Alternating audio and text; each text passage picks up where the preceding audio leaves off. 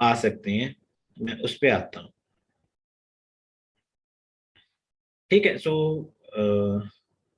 Some time जो है वो हमें जरूरी नहीं है कि वो जो है वो इसी वे से इंफॉर्मेशन प्रोवाइड करे। जिस तरह अगर हम इस क्वेश्चन को फॉलो करें, क्वेश्चन नंबर 8.6। ठीक है, वो कह रहा है in a common base connection alpha is equal to 0.95, the voltage drop across 2 kilo ohm resistance which is connected in the collector is 2 volt. Find the base current. Base current आपने find करना है। Alpha उसने सिर्फ दिया है और दूसरा आपको रेजिस्टेंस और वोल्टेज ड्रॉप जो है प्रोवाइड करना है। ठीक है, इसका मतलब यह है थोड़ा सा तो लॉजिकली हमें कॉमन सेंस को यूज करके देखना पड़ेगा क्योंकि भाई अब अगर अल्फा है तो मुझे जो है वो कोई दूसरा करंट तो चाहिए, तभी मैं basic base current find out कर सकता हूँ ना, आई भी। ठीक है। अब क्योंकि ये जो रेजिस्टेंस है ये कनेक्टेड है विद कलेक्टर और वोल्टेज ड्रॉप भी वहीं पे हुआ है, तो इसका मतलब ये है कि ये करंट आएगा इस रेजिस्टेंस और इस वोल्टेज से, that will be collector current. ठीक है। So I C is equal to जो सिंपल ओहम्स लॉ हम अप्लाई करते हैं, V is equal to I R, वो हमने अप्लाई किया यहाँ पे। हमारे पास आई सी आ गया 1 milli ampere, 2 volt divided by 2 kilo ohm. ठीक है। सो किलो ऊपर आके मिली हो गया, 10⁻³ और 1 वैसे ही रह गया। ठीक है। तो अब आई सी हमारे पास है और अल्फा हमें गिवन है, हम आई ई फाइंड आउट कर सकते हैं, कभी भी असल में तो हमें बेस करंट फाइंड आउट करना है। ठीक है। सो अल्फा से निकल आएगा आई ई और फिर उसको हम यूज कर सकते हैं to find the I B. ठीक है। सो यहाँ से आई ई आ गया I C over alpha 1.05 milli ampere. और फाइनली वो जो रिलेशन था हमारा, जो जनरल रिलेशन हमने देखा था कि हम जो है वो I E is equal to I B plus I C के इक्वल होता है। ठीक है, उसको हमने यूज किया, वहां से बेस करंट आप फाइंड आउट कर सकते हैं क्योंकि आपके पास एमिटर करंट भी आ गया और कलेक्टर करंट भी आ गया। ठीक है, तो या वो उतना स्टेटमेंट दे देगा या आपको इस तरह ग्राफ की फॉर्म के अंदर भी एक्सपेरिमेंट आ सकता है। आपको ये देख के कह दिया जब भाई बेस करंट फाइंड आउट करो इसका। ठीक है, तो आपने खुद से अपने जो है दिमाग को थोड़ा सा लगाना है और डिटरमिन करना है कि भाई अच्छा मेरे पास अगर बेस करंट है तो मुझे क्या चाहिए, क्या चीज मिसिंग है, वो कैसे निकलेगी। ठीक है, और क्या चीज गिवन है, ये अगर गिवन है तो उसका मतलब है कि इस तरफ जो करंट इसमें से पास होगा that will be collector current. ठीक है। सो वो वोल्टेज गिवन है, रेजिस्टेंस गिवन है, V is equal to I R, simple लेकिन लगा के वहां से हमने मीटर करंट डिटरमिन किया और फिर हमने माइनस करके बेस करंट जो है निकाला। ठीक है, अब इससे एक स्टेप थोड़ा सा कॉम्प्लेक्स क्वेश्चन है। ठीक है, नेक्स्ट उसने ये एक सर्किट दे दिया, हम बाकी चीज को नहीं देखते, just focus on the circuit. उसने कहा for the common base circuit shown in figure determine I C and V C B. आपने दो डिटरमिन करने हैं, एक कलेक्टर करंट डिटरमिन करना है। ठीक है, और दूसरा आपने डिटरमिन करना है वीसीबी क्या बनेगा, ये वाली जंक्शन जो है यहाँ पे कितना वोल्टेज ड्रॉप होगा। ये दो चीजें हमें डिटरमिन करनी है इस केस में। ठीक है, assume the transistor to be of silicon. ठीक है, तो बाकी चीजें उसने इसके अंदर दी थी। उसने कहा वीसीसी जो हमने अप्लाई किया हुआ है दैट इज 18 वोल्ट। अगर मैं इसको थोड़ा सा लार्ज करूं, अगर आप लोग को 150।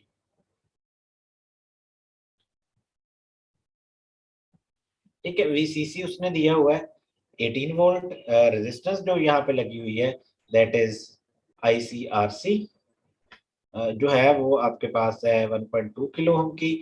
मीटर वाली साइड पे जो आपके पास सोर्स बैटरी सोर्स है दैट इज 8 वोल्ट, और जो आपके पास मीटर की रेजिस्टेंस है that is 1.5 kilo ampere, kilo ohm sorry. ठीक है, तो अब हमने दो चीजें फाइंड आउट करनी है, एक तो ये कि कलेक्टर करंट क्या बनता है, और फिर सेकेंडली हमारे पास जो कलेक्टर टू बेस जंक्शन है वीसीबी। ठीक है, वहां पे वोल्टेज ड्रॉप क्या है, वोल्टेज क्या ड्रॉप हो गया। ठीक है, सो अब ये क्वेश्चन उस तरह नहीं है सिंपल जिस तरह दूसरे क्वेश्चन से। ठीक है, अब इस केस में क्योंकि हमारे पास दो लूप बन रहे हैं, एक हमारे पास ये वाला लूप है और सेकेंडली ये वाला लूप। ठीक है, सो हम इन दोनों के अंदर वोल्टेज डिवीजन करेंगे क्योंकि असल में फिर ही हम कुछ चीज डिटरमिन कर सकते हैं। अब अगर ये वाला जो फर्स्ट साइकिल है इसको मैं कंसिडर करूं इस वाले को, ठीक है। तो यहाँ पे टोटल वोल्टेज है ये वाले, ठीक है। तो मुझे यहाँ पे किरचॉफ्स वोल्टेज लॉ अप्लाई करना पड़ेगा, ठीक है। एफएससी में आपने पढ़ा हुआ है, हो सकता है पिछले कोर्स में भी उसको देखा हो, या एफएससी में बहुत डिटेल में हम पढ़ते हैं कि जो वोल्टेज लॉ भी और जो करंट लॉ भी, ठीक है। तो हम कहते हैं कि जो वोल्टेज है वो जितनी जितनी जंक्शन रास्ते में आएंगे उन सारों पे टोटल वोल्टेज डिवाइड होते हैं, ठीक है। सो यहाँ पे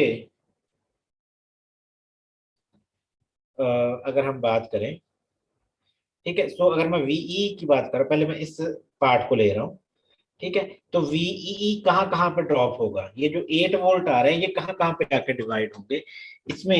एक हमारे पास ये रेजिस्टेंस आती है, इसका मतलब ये है कि कुछ वोल्टेज यहाँ पे ड्रॉप होंगे, ठीक है। लेकिन अभी हमें नहीं पता, उस केस में पिछले क्वेश्चन में ये देखें उसने वोल्टेज ड्रॉप बताए हुए थे हमें, इसलिए हमारे लिए इजी था कि हम सिंपली कहते भाई आईसी निकाल लो, ठीक है।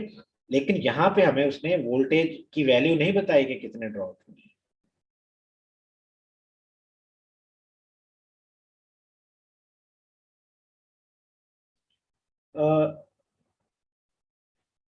दोनों मेरे ख्याल में नहीं, ये वाला जो है ये क्लॉकवाइज जा रहा है, दोनों क्लॉकवाइज ही होंगे, बिल्कुल सेम डायरेक्शन होगी,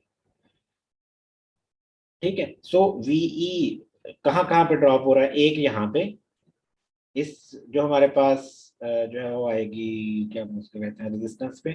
और दूसरा यहाँ पे जो जंक्शन बन रही है, जो आपकी एमिटर और बेस की जंक्शन है, वहां पे भी ड्रॉप होगा,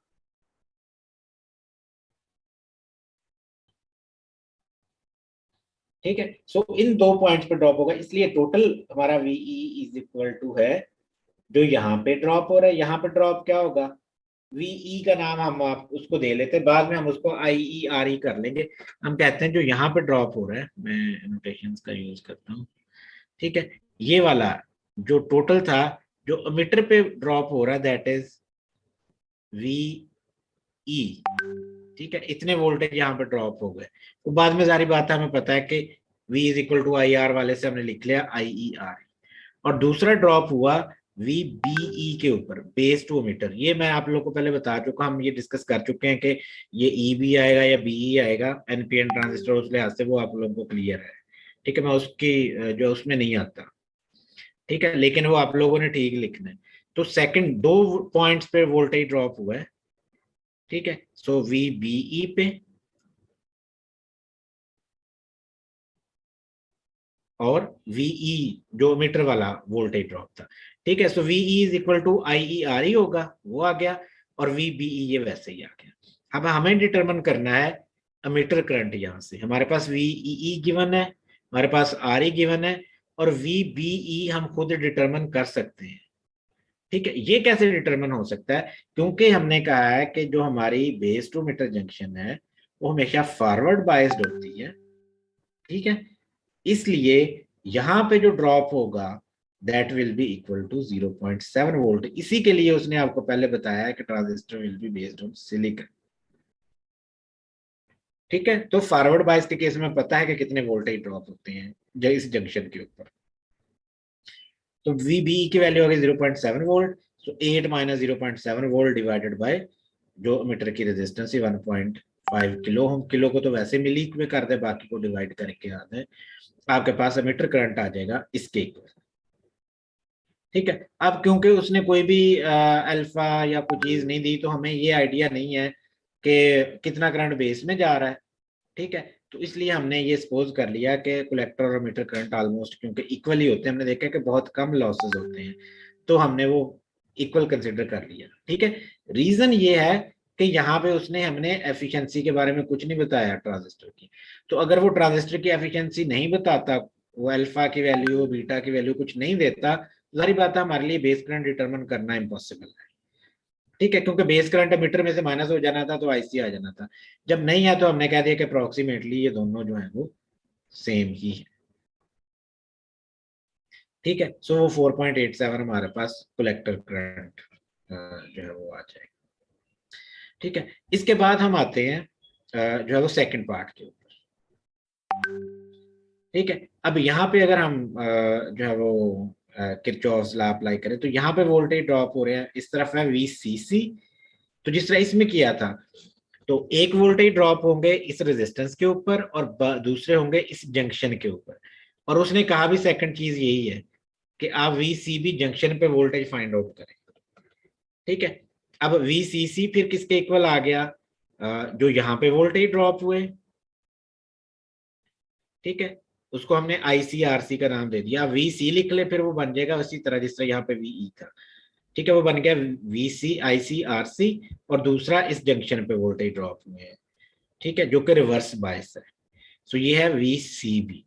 अब इस केस में हमारे पास वीसीबी जो है ना वो अननोन है, और आईसीबी पहले अननोन है, लेकिन हमने ऊपर वाले केस से डिटरमिन कर लिया था, इसलिए हमारे पास आ गया। अदरवाइज इसमें दो चीजें अननोन है। ठीक है, सो अब इसके बाद क्योंकि उसने कहा ही गया है कि आप वीसीबी फाइंड आउट करें आईसी का, तो उसने कहा नहीं इधर से, तो हम आईसीआरसी को इस साइड पे ले गए और ये हमने उसको जो है वो सॉल्व कर दिया। ठीक है, so VCB is equal to VCC minus ICRC. ठीक है, वीसीसी 18 था, 18 वोल्ट, माइनस ये आईसी की वैल्यू ये हमने निकाल ली है यहाँ पे।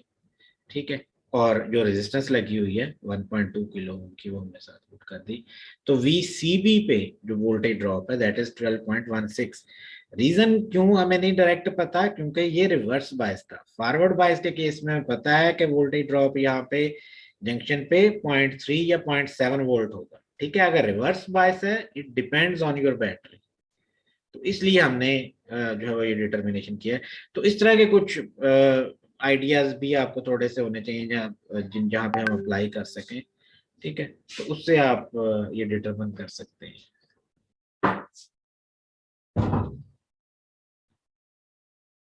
ठीक है, तो ये था एक और एग्जांपल जो मैं आप लोगों को असल में देना चाह रहा था। ठीक है, अब हम जो है वो वापस आते हैं अपने नेक्स्ट। तो ये चैप्टर 1 मेरे मुताबिक चैप्टर 18 है, दैट इज कम्प्लीटली डन। ठीक है, सो अगर कोई कंफ्यूजन हो गया, अगेन अगर आप क्वेश्चन करेंगे तो ही क्वेश्चन जो है वो राइज होंगे।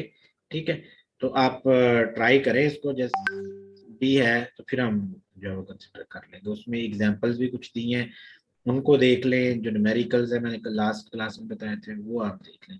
अब हम आते हैं ट्रांजिस्टर की सेकंड टाइप पे, क्योंकि हमें कोशिश करनी है कि नेक्स्ट क्लास में हम डीसी लोड लाइन को करके, तो जो मेरा टारगेट था जितना काम करने का वो मैं जरूर आप लोगों को जो है वो खत्म करवा दूं।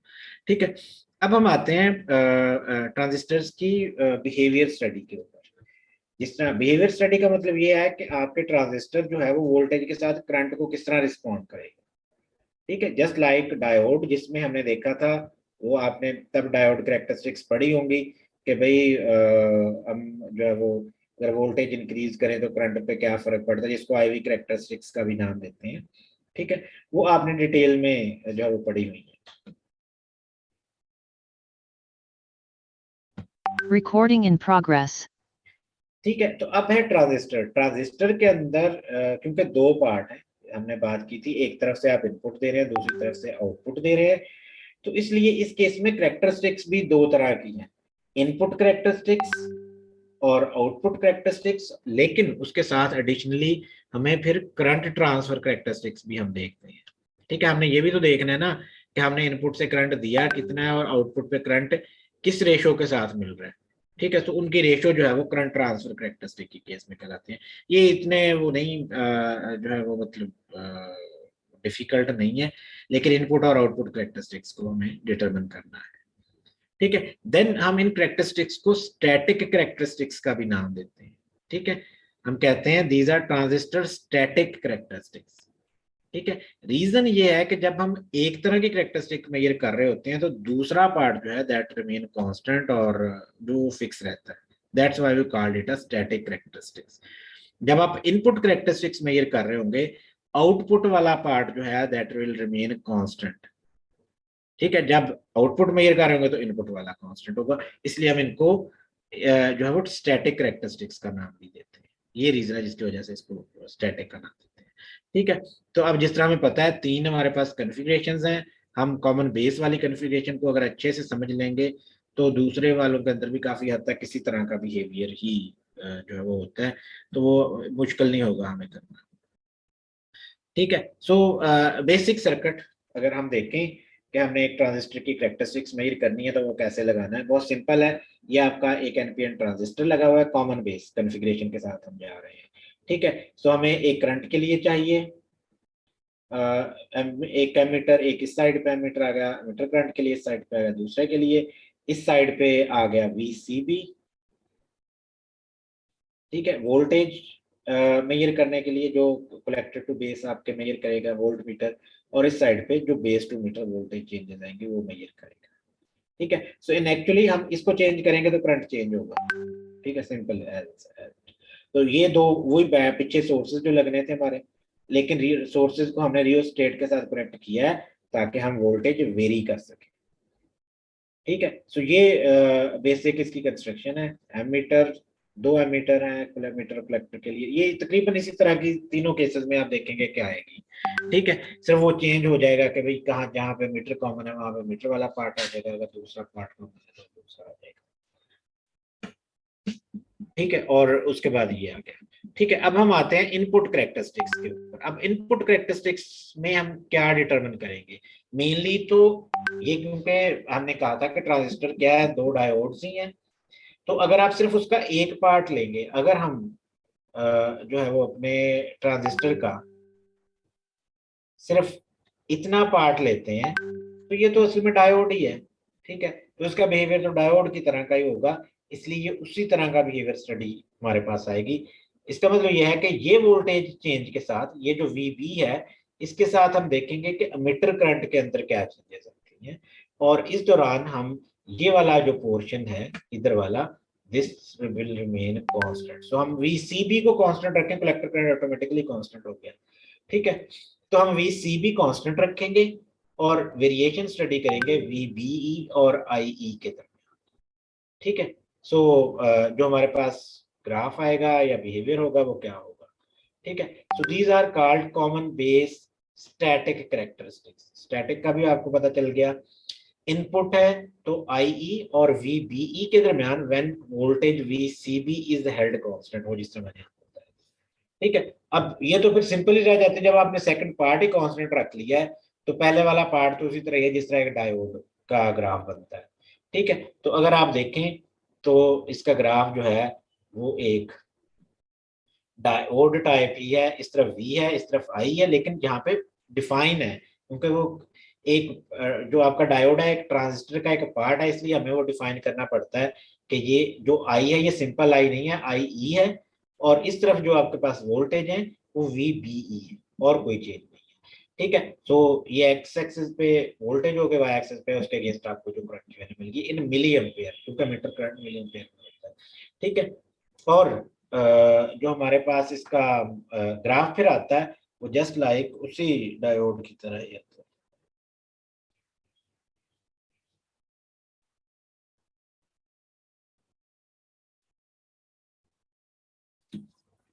ठीक है, तो वो जिस तरह हमें पता है कि अगर वो आपकी ये जंक्शन जो है वो जर्मेनियम बेस्ड मटेरियल से बनी हुई है तो 0.3 वोल्ट के बाद रैपिड इंक्रीज आती है, और नी वोल्टेज यहाँ पे हमारे पास 3 वोल्ट होते हैं, 0.3 वोल्ट होते हैं।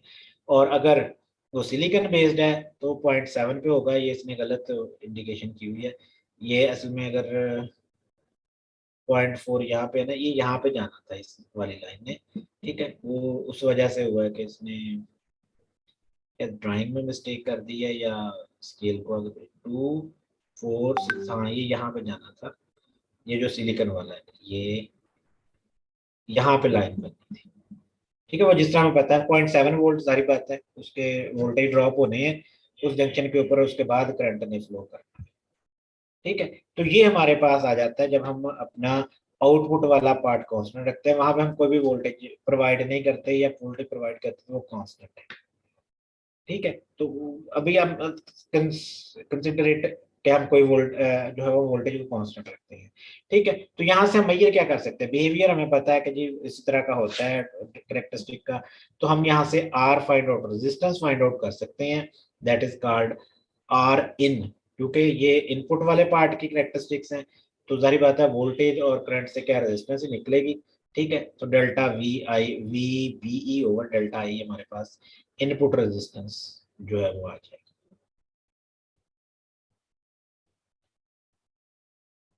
ठीक है, so this is R in is equal to delta V B E over I at constant V C. ठीक है, सो ये रेजिस्टेंस जो है हम कहते हैं कि यहाँ पे ज्यादा होती है और उसके बाद ये जो है वो बहुत कम होती है। सारी बात है फॉरवर्ड बाइसिंग में जब एक बार जो है वो आपका पोटेंशियल बैरियर ब्रेक हो गया तो उसके बाद स्मॉल वोल्टेज इंक्रीज के साथ भी करंट के अंदर बहुत ज्यादा जो है वो इंक्रीज आती है। ठीक है, सो एक और चीज जो है वो लास्ट में इसने बताई है, क्योंकि ये जब अगला आगे हमारे पास तो उसमें आपको जो है वो सही तरह आइडिया होगा। ठीक है, एंड पे इसने कहा है कि ये जो करेक्टरिस्टिक्स है this is hardly affected by either by the VCB और टेम्परेचर। ठीक है, इवन आप वीसीबी अगर जीरो रखते हैं तो भी ये ऐसे ही होगी, क्योंकि हमें पता है कि ये जो इसमें नी वोल्टेज का जो रोल है ना वो मटेरियल की टाइप के ऊपर है। ये हमारे वोल्टेजेस या किसी और चीज पे डिपेंड नहीं कर रहा है, इसलिए हमेशा स्पेक्ट्रम ऐसा ही आएगा। क्योंकि आगे आप देखेंगे आउटपुट कैरेक्टरिस्टिक्स के अंदर जब हम स्पेक्ट्रम लेते हैं तो वो शिफ्ट करता है जब हम वोल्टेज को चेंज करते हैं। ठीक है, सो इस केस में ये हमेशा ऐसा ही ग्राफ रहेगा। अगर वीसीबी आपने फॉर एग्जांपल 0 वोल्ट था तो भी स्पेक्ट्रम यही आना है। आपने 2 वोल्ट कर दिया, रखा कांस्टेंट है सारी मेजरमेंट के दौरान, लेकिन उसे आपने 2 वोल्ट कर दिया यहाँ पे या अब आपने कहा कि कलेक्टर करंट मैंने 2 मिली एम्पियर दे दिया तो भी बिहेवियर यही रहना है और इसी तरह ना इसने शिफ्ट भी नहीं होना। ठीक है, सो अब हम आते हैं आउटपुट कैरेक्टरिस्टिक्स के ऊपर। आउटपुट कैरेक्टरिस्टिक्स सबसे इंपॉर्टेंट है इसके अंदर। ठीक है, और उन्हें ही हमने समझना है। तो आउटपुट में अब क्या हमारे पास है, इनके दरमियान ग्राफ बनेगा और क्या हम करेंगे। अब आउटपुट ले रहे हैं हम इन दो से, इसका मतलब यह है कि अब ग्राफ बनेगा इन दो के दरमियान।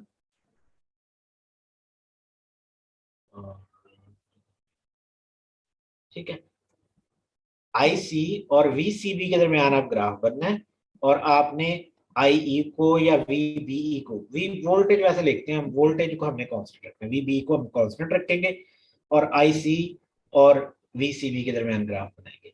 अब जनरली तो हमें आइडिया है कि कैसा होता है ग्राफ। ये क्या जंक्शन रिवर्स बायस है। ठीक है, तो रिवर्स बायस का ग्राफ आप लोगों को आइडिया होगा, हम इतनी बार बना चुके हैं। ठीक है, यहाँ पे ये वही बनाता है लेकिन वो थोड़ा सा डिफरेंट है, इसलिए हो सकता है कंफ्यूजन हो आप लोग को शुरू में। ठीक है, तो हम कहते हैं कि ये जो रिवर्स बायस का ग्राफ इस तरह करके बनता है, ये थोड़ा सा सीधा बनना है। ठीक है, यहाँ पे इस तरह करके ब्रेक डाउन आ जाती है, कांस्टेंट वैल्यू रहती है। मिनोरिटी कैरियर्स की वजह से बहुत थोड़ा सा करंट फ्लो होता है, बाकी सारे का सारा जो है वो ब्लॉक हो जाता है। ठीक है, तो जब इसको हम अपोजिट डायरेक्शन में शो करते हैं, ठीक है, तो वो मैं आपको दिखाता हूँ कि कैसा ग्राफ होगा। ठीक है, तो इसका ग्राफ ये वाला बन रहा है, ये वही है कि नेगेटिव वोल्टेज हमने अप्लाई किए। ठीक है, तो रिजल्ट के तौर पे क्या हुआ, जैसे जैसे आप देते जाते थोड़ा थोड़ा इंक्रीज होता है करंट, बहुत ज्यादा इंक्रीज नहीं होता विद वोल्टेज क्योंकि रिवर्स बाइसिंग है। और एकदम से ब्रेक डाउन कंडीशन आती है। ठीक है, उसके एवलांच ब्रेक डाउन हो जाए या जेनर हो जाए, ब्रेक डाउन हो जाए। ठीक है, लेकिन इंटरेस्टिंगली इसके अंदर होता ये है कि अगर आपने जो इनपुट वाला पार्ट आप कह रहे हैं कि आपने कांस्टेंट रखा है, अगर आप उसकी वैल्यू चेंज करें, चेंज से मुराद ये है कि मेजरमेंट के दौरान चेंज नहीं आप कर रहे, वैसे चेंज करेंगे। पहले आपने जीरो अगर आपने कोई भी आपने मीटर वाली साइड को ओपन किया हुआ था तो ग्राफ आपका ये वाला बन जाता है, पहले वाला।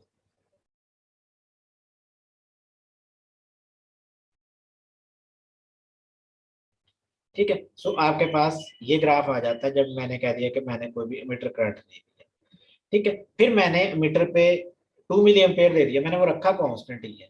ठीक है, तो क्या हुआ है ग्राफ की जो शेप है वो तो चेंज नहीं हुई, लेकिन ग्राफ ऊपर शिफ्ट हो गया मेरा। सारे का सारा बिहेवियर वही है लेकिन ग्राफ ऊपर शिफ्ट हो गया। फिर मैंने उसको 4 मिली एम्पेयर करके कहा चलो अब मैं लेता हूँ कि मेजरमेंट वीसीबी और आईसी में क्या चेंज हो रही है, वो ग्राफ फर्दर ऊपर शिफ्ट हो जाता है। तो इसमें इसका मतलब ये है कि आउटपुट कैरेक्टरिस्टिक्स जो है वो इनपुट कैरेक्टरिस्टिक की वैल्यू से इफेक्ट होती है, चाहे आप उसे कांस्टेंट भी रखें तो। ठीक है, लेकिन इनपुट कैरेक्टरिस्टिक्स हमने देखा है कि वो इफेक्ट नहीं होती इस केस में। ठीक है, तो ये हमारे पास आ गया, तो इसने ये लिखा हुआ कि इतने इतने मिलियन पेयर पे लिया, तो इससे एक तो हमें ये आइडिया आ गया कि ग्राफ जो है वो शिफ्ट होगा अगर आप मीटर करंट की वैल्यू चेंज करेंगे। अब हमारे पास टाइम थोड़ा सा कम है, जल्दी से हम इसको जो है ना वाइंड अप करते हैं।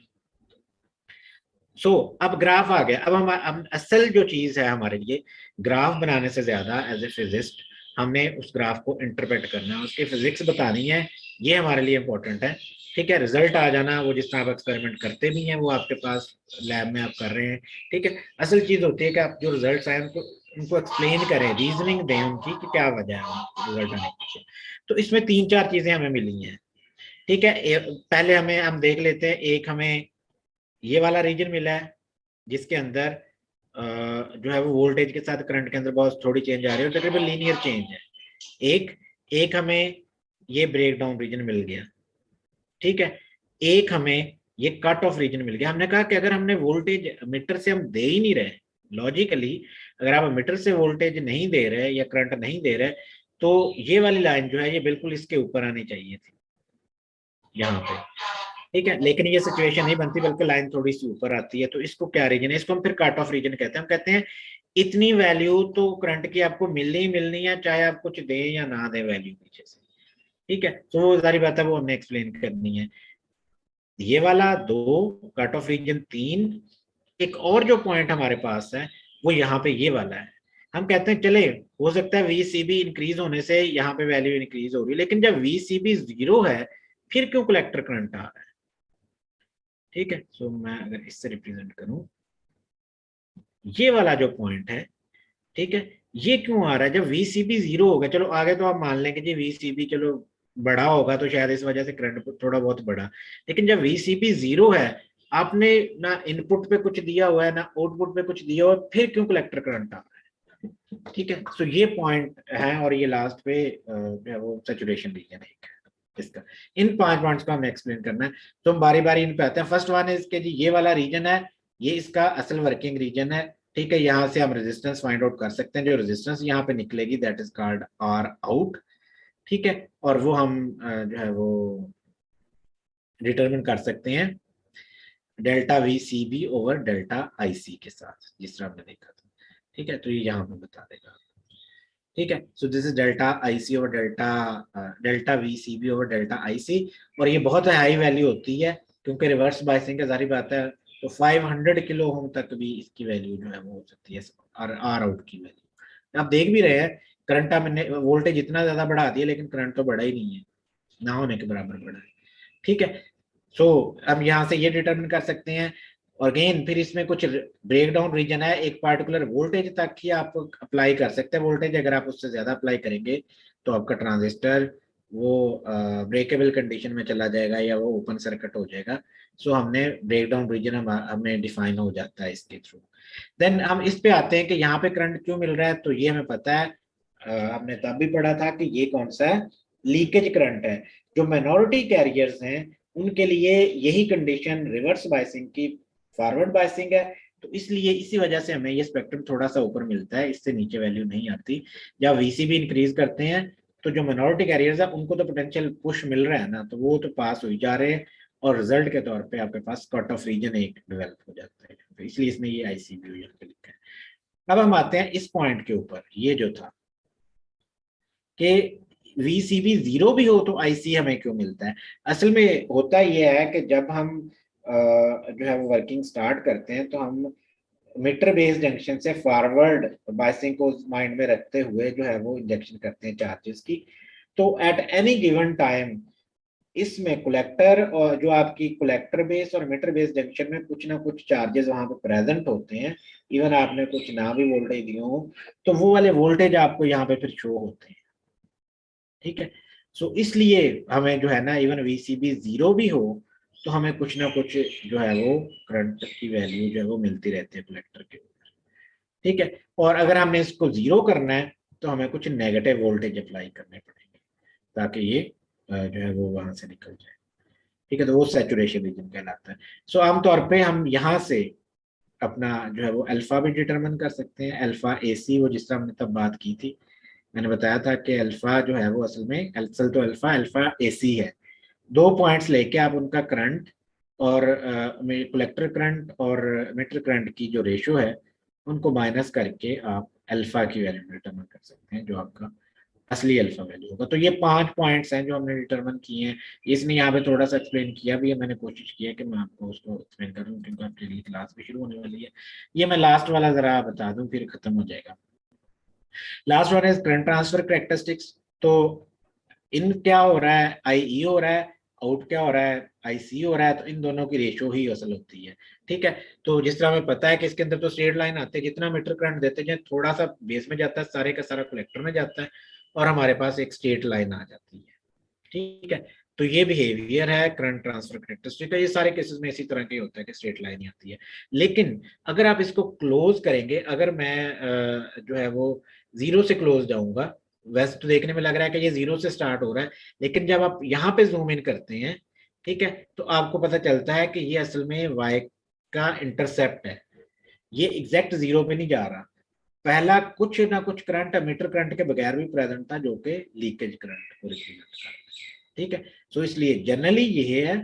लेकिन अगर आप क्लोज व्यू लेंगे तो लीकेज करंट तो पहले से प्रेजेंट है, तो थोड़ा सा ऊपर से वाई एक्सिस के आपका स्पेक्ट्रम स्टार्ट होता है। ठीक है, तो ये करंट ट्रांसफर कैरेक्टरिस्टिक्स कहलाती हैं। यहाँ से भी अल्फा डिटरमिन हो जाता है, लेकिन आमतौर पे ऊपर वाले मेथड को ही प्रेफर करते हैं। ठीक है, तो ये 3 कैरेक्टरिस्टिक्स थी। सेकेंडली जो है वो ज्यादा आउटपुट वाली को आप जो है वो फोकस कर सकते हैं। ठीक है, जिनको आपने देखना है। कल इंशाल्लाह हम जो है इसके 2 कंपोनेंट्स नेक्स्ट को भी और थोड़ा सा आगे करके जो है वो चीज़ों को इंशाल्लाह अपनी जो क्लास होगी उसमें वाइंड अप जो है वो करते हैं। ठीक है, तो अब क्योंकि वो आपका नहीं है, टाइम नहीं है क्लास का, Recording stopped.